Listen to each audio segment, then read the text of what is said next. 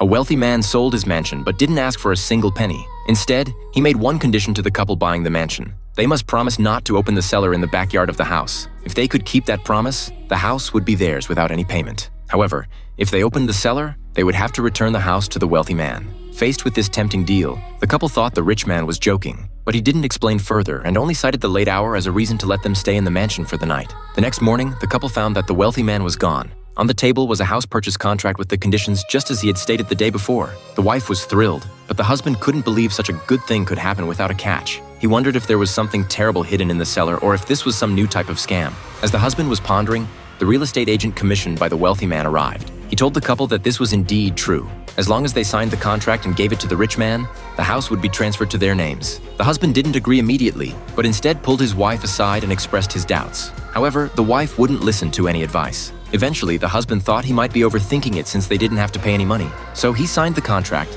and they became the legal owners of the mansion. But ever since they moved in, strange things started happening continuously. They first invited friends and family to a housewarming party, but there were frequent mishaps at the banquet. When Lisa appeared, Jack's face completely changed because they had previously been in a relationship.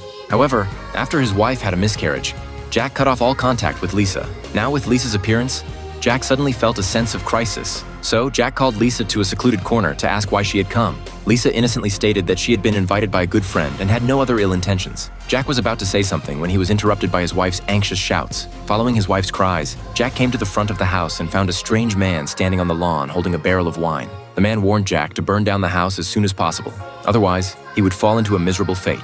After saying that, the man turned and left. The next day, when Jack was at work, he found the atmosphere in the office was very strange. Everyone was staring at him.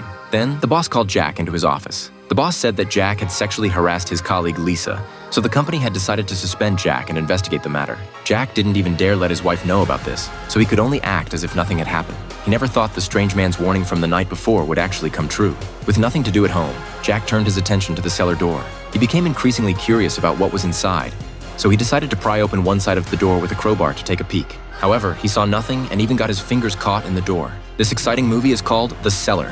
Friends who like the plot can go watch the original movie.